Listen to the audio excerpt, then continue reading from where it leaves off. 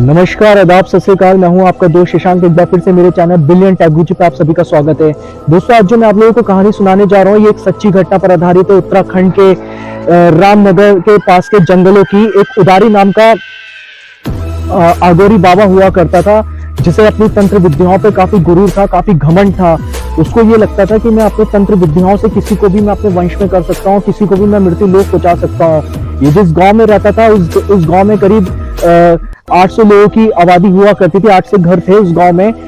लेकिन ऐसे धीरे धीरे करते करते गांव में कुछ लोग कम होते जा रहे थे। तो गांव वालों को लगा कि शायद हो सकता है ये उस उदारी नाम के अघोरी बाबा का हाथ होगा, जो अपनी तंत्र विद्याओं के चक्कर में लोगों को गायब कर रहा है, लोगों की बलियां दे रहा है। तो उसमें कुछ लोग क्या करते हैं, सरपंच के साथ मिलकर एक गठित टीम बनाते हैं और उस अघोरी बाबा को मारने का एक प्लान बनाते हैं। वो लोग क्या करते हैं, 7-8 लोग इकट्ठे होते हैं और जहां अघोरी बाबा जिस जंगल में रहता था, उसकी कुटिया में जाके आग लगा देते हैं। जो कि आग लगने के बाद वो बाबा उसी जगह पर जलने के बाद मर जाता है। खैर, साल बीतते हैं और इस गांव में खुशहाली का माहौल बनता चला जाता है। ये लोग उस घटना को भूल जाते हैं। वो कांड करने के बाद, उस बाबा को मारने के बाद, जैसे ही 3 लड़के, कॉलेज के लड़के इस रामनगर की जगह पर घूमने के लिए आते हैं और ये घूमते घूमते उस जंगल में जाके घुस जाते हैं जिसमें वो अघोरी बाबा रहता था। तो इसमें 3 लड़के होते हैं, एक का नाम ऋतिक, एक का नाम अभय और एक का नाम सनी।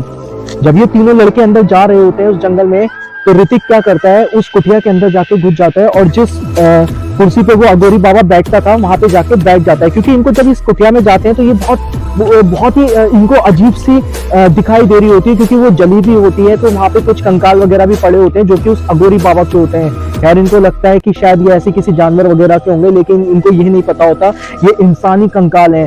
तो ऋतिक जो होता है वो उस कुर्सी पे जाके बैठ जाता है और बैठने के बाद उस तांत्रिक बाबा की जो आत्मा होती है उसके अंदर घुस जाती है और ये अजीब तरीके से हरकतें करने लगता है। इसके साथ के जो दोस्त होते हैं ये घबरा जाते हैं देखकर कि ये अभी तो बिल्कुल सही था और ऐसे अचानक से ये हरकतें कैसी कर रहा है। वो उसको कंट्रोल करने की कोशिश करते हैं, लेकिन वो उनके कंट्रोल में नहीं आता। ये लोग भागते हैं और भाग के गाँव में जाते हैं और गाँव वालों को इकट्ठा करते हैं और उनको पूरी कहानी बताते हैं। तो सरपंच इन लड़कों पे बहुत गुस्सा करता है और इनसे कहता है कि तुम्हारी हिम्मत कैसे हुई उधर जाने की और तुम लोग कैसे गए।